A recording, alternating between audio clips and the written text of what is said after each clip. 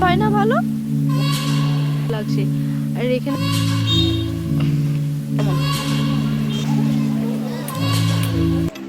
Hey guys, welcome back to my channel. আজকে সকাল সকাল আমি আরও বেরিয়ে গিয়েছি চা খেতে। এখন তো কালকে রাত্রিবেলা আমরা এখানে স্টে করে গিয়েছিলাম।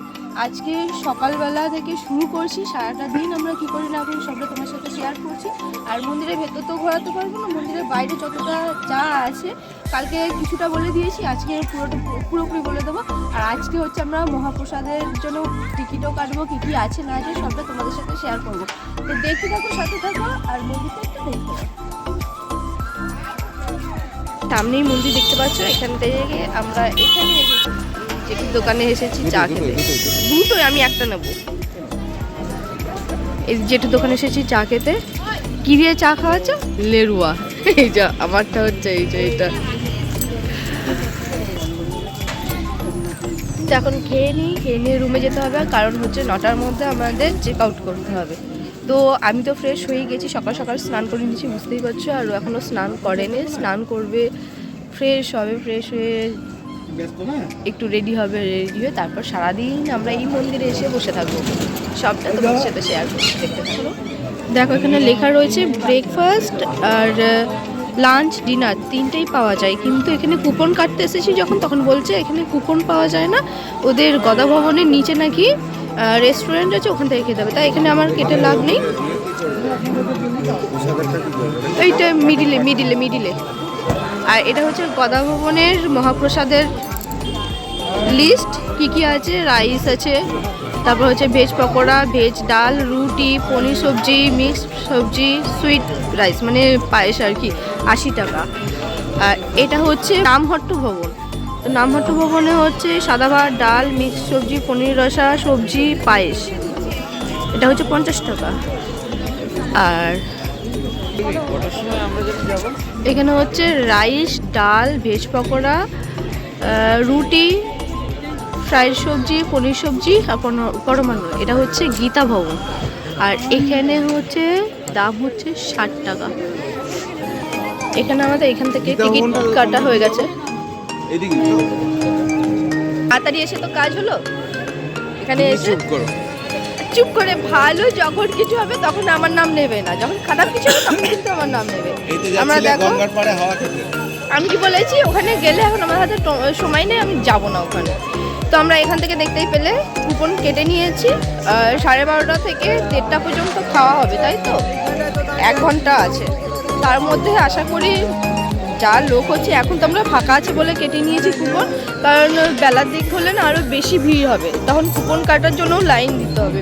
আমরা এখন ফাঁকায় কেটে নিয়েছি, আর তখন খাবো, তাড়াতাড়ি চলে আসবো, যেহেতু 9টার সময় চেক আউট করবো, করে আমরা এসে মন্দিরে এসেই বসে থাকবো। তো চলো এখন চেক আউটের জন্য মন্দিরে বলছি, সরি, হোটেলে যাই, গিয়ে আগে কিছু ব্রেকফাস্ট করে নিই, তারপর হোটেলে গিয়ে চেক আউট করছি। তো ঢোকার গেট হচ্ছে এটা, আর বেরোনোর গেট হচ্ছে এটা।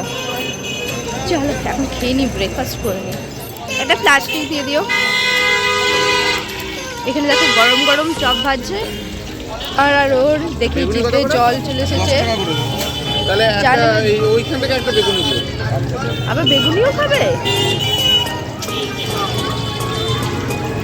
এরকম ভাজা দেখলে না ওর লোক সামলাতে পারে না, সে পেট খারাপ থাকুক, বাইরে থাকুক, যেখানেই থাকুক ভাজা, তাই তো? হাসি দেখো ছেলে মুখে।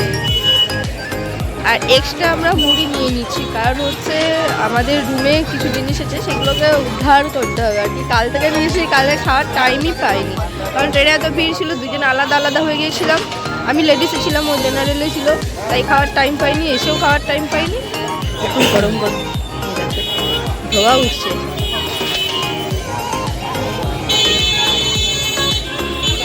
আর এটা হচ্ছে ওই দেখো মন্দিরের গেট, 1 নম্বর গেট। এটা গেটের বাইরেই রয়েছে এই চপের দোকান, মাসি আর এই 2 দাদা। এই যে এই হোটেলটায় আমরা ছিলাম, এখন চেক আউট করছি। দেখে নাও অনেক পুরনো হোটেল, বাইরে নামটা দেখিয়ে দিচ্ছি, দাঁড়াও। এই যে চেক আউটের জন্য সিগনেচার করতে হয়, চেক ইনের সময় যখন করেছি, চেক আউটের সময় করতে হয়, সেটাইও করতে যাচ্ছে ফর্মালিটি কিছু। এই যে দেবাশ্রম হোটেল, মায়াপুর। মাসে 1000 টাকা পাও? বিক্রি হয় না ভালো? সরকার থেকে দেয়? আর এখানে বিক্রি বাট্টা ঠিকঠাক হয়? এগুলো 50, এগুলো 80, আর এগুলো হচ্ছে 120। এই রং ফংগুলো নিজেরাই করো? অনেক টাইম লাগে তো তাহলে? আমি পেয়ারা মাখা খেতে ভীষণই ভালোবাসি, তো এরকম লোভনীয় জিনিস দেখলে কার না ভালো লাগবে। তাই আমরা সকাল সকাল ব্রেকফাস্ট করি, এখানে পেয়ারা মাখা নিয়ে নিয়েছি। পেয়ারা মাখা নেওয়ার পর এবার যাবো মন্দিরে। দেখো বাইরে থেকে মন্দিরের ভিতরে পুরোটা ভালোভাবে দেখা যাচ্ছে। তো এখানে কালকে নামগান হয়েছে, এখানেই আমরা কালকে ছিলাম, কিন্তু ভেতরে যেহেতু ক্যামেরা অ্যালাউ না তাই নিয়ে যেতে পারিনি। ওখান থেকে আমরা সোজা যাচ্ছি একটু ঘুরে দেখার জন্য মন্দিরটা, যেহেতু আমরা ভেবেই নিয়েছিলাম যে আজকে বাড়ি চলে যাব। আর হ্যাঁ, তোমরা যদি বাইরে ব্রেকফাস্ট না করতে চাও তাহলে দেখো মন্দিরের ভেতরে এরকম খিচুড়ি ভোগেরও ব্যবস্থা করা আছে। তো তোমরা যদি চাও এখান থেকেও তোমরা খিচুড়ি ভোগ খেতে পারো। এখানে যতবার চাইবে ততবারই তুমি পাবে। একবার কিন্তু হ্যাঁ, এরকম লাইন দিয়ে দিয়ে যেতে হবে। ফাইনালিও খিচুড়ি ভোগ নিয়ে চলে এই ভোগ আনার জন্য এতটা লাইন দিয়ে গেছে। দেখো লাইনটা দেখো এখন কোথায় রয়েছে। ভীষণই ভালোবাসে। আমার তো খিচুড়ি ভালো লাগে না, তার জন্য আমি বলেছি আমি ব্যাগ নিয়ে গেছি, কারণ ব্যাগগুলো খুব ভালো হয়েছে। যেহেতু আমরা হোটেল ছেড়ে দিয়েছি তো তার জন্য এখন ব্যাগপত্র নিয়ে দিয়েছি, তো আরাম করে খাচ্ছে। ভালো খেতে,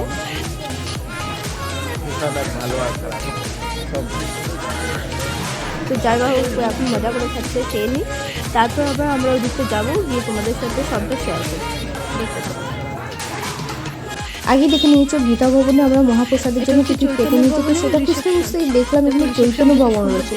তো ভাবলাম যে আরও একটা দিন যদি থাকা যায়, যেহেতু ট্রেনের প্রবলেম, তাই এখানে দেখছি যদি রুম পাওয়া যায় তাহলে আজকে এখানে স্টে করবো। এখানে দেখো দেখে শুনে তো পরিষ্কার পরিচ্ছন্নই মনে হচ্ছে।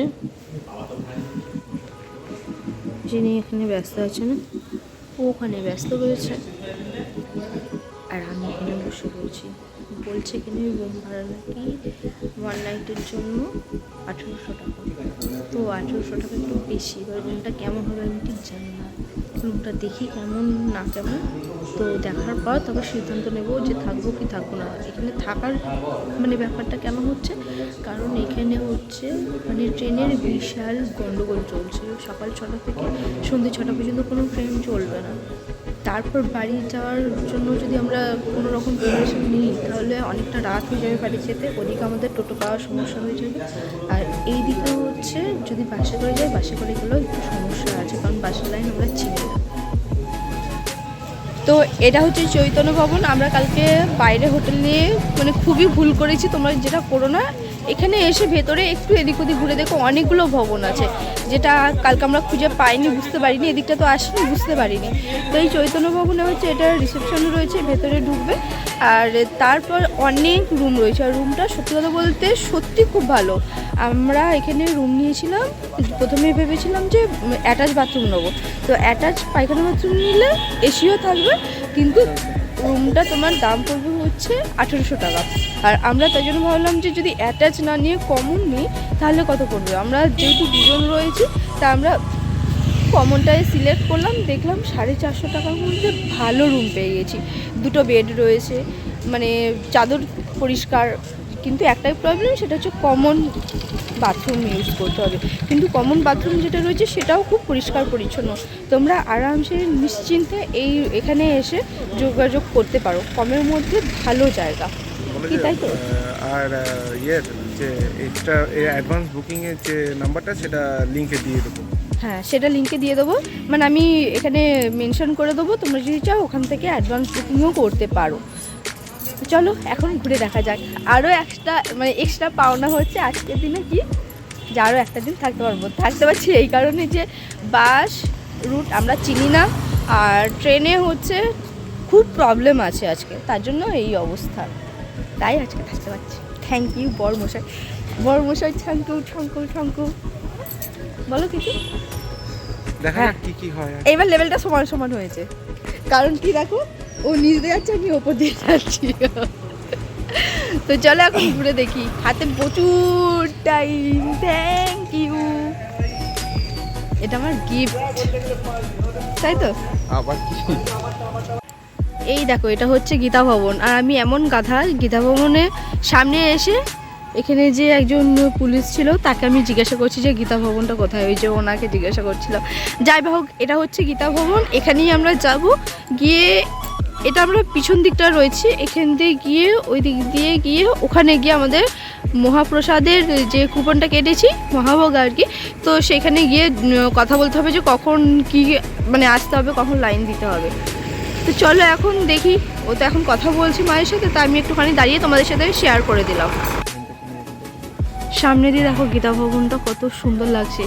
আর এখানে দেখো সব জায়গাতে দেখি ফুল গাছ বেশি, এখানে দেখো ওই দেখো রজনীগন্ধা ফুলের গাছ, আর এদিকে দেখো শুধু ফুল আর ফুল, চারিদিকে ফুলের বাগান। কেমন লাগছে? কই গেলে?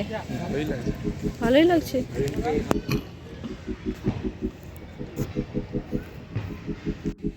গীতা ভবনে এসে আমরা মোটামুটি ভালোই দেখলাম, এদিক ওদিক চারিদিকে ফুল গাছ তোমাদের সাথে শেয়ার করলাম।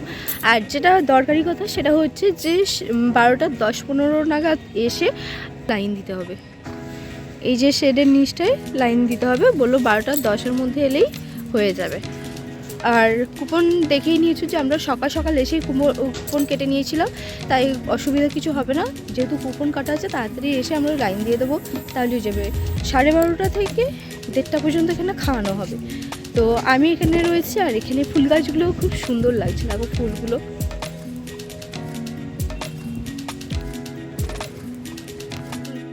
টিয়া পাখি উড়ে যাচ্ছে, দেখেছো? আমার না মিঠুদের কথা মনে পড়ে যাচ্ছে, টিয়া পাখিটাকে দেখলাম। দেখো ওয়েদারটা কত ভালো লাগছে, ফুল গাছের যত্ন নিচ্ছে। তো চলো এখন সারাদিন রয়েছে, ঘুরে ঘুরে দেখি কোথায় কি আছে। আমরা এসেছিলাম গোশালা দেখতে, গোশালা তো আমরা খুঁজেই পাইনি। আর এখানে দেখো গোশালার বদলে অন্য একটা জিনিস দেখাচ্ছে, দাঁড়াও। বাবা রে, কি বড় বড় শিং! আমাদের এই লাল গরুটার মতো একটা গরু ছিল।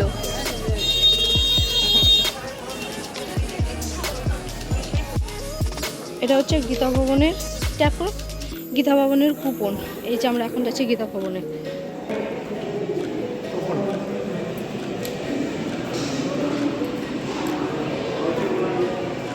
কত সুন্দর আয়োজন, তাই না? চলো ওইদিকে যেতে হবে মনে হচ্ছে।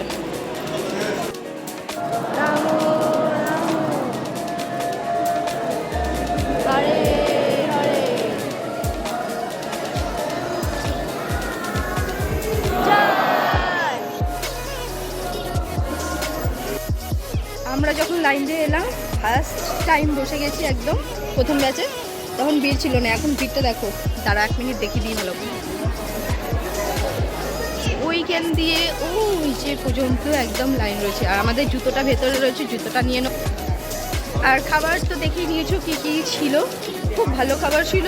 তোমরা এলে এখানে টিকিট কেটে মানে কুপন কেটে তোমরা খেতে পারো, পেট ভরা খাবার পাবে। আর সাথে পায়েস, সব থেকে যেটা আমার প্লাস পয়েন্ট আর কি, আমার তো পায়েস খেতে এমনি খুব ভালো লাগে।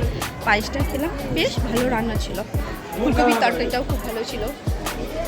এই যে এসেছেন জুতো নিয়ে, ওনার জুতো কেমন খেলেন বলে দিন একটু। দেখা যাচ্ছে না, না এবার দেখো। আর এখানে রজনীগন্ধা ফুলের গাছ দেখতেই পাচ্ছ কত, সকালেও দেখিয়েছি, এখন আরেকবার দেখিয়ে দিলাম। আর লাইনটা দেখো শুধু, বাপরে কোথায় লাইন! ওই যে ওইখানে, ওই দেখো ওখানে পুরো লাইন, লাইনটা দেখো একবার। ওই যে ওখান থেকে লাইন, এইখান থেকে ঘুরে ঘুরে ঘুরে ঘুরে এদিক ঘুরে ঘুরে ঘুরে ঘুরে ওই যে ভেতরে আরও লাইন রয়েছে। বুঝতে পারছো তাহলে আমরা কি ভালো টাইমে এসে খেয়েছি। আমরা যখন এসেছি এত লাইন কিচ্ছু ছিল না, নর্মালি ঢুকেছি, জুতো রেখেছি, হাত ধুয়েছি, বসেছি।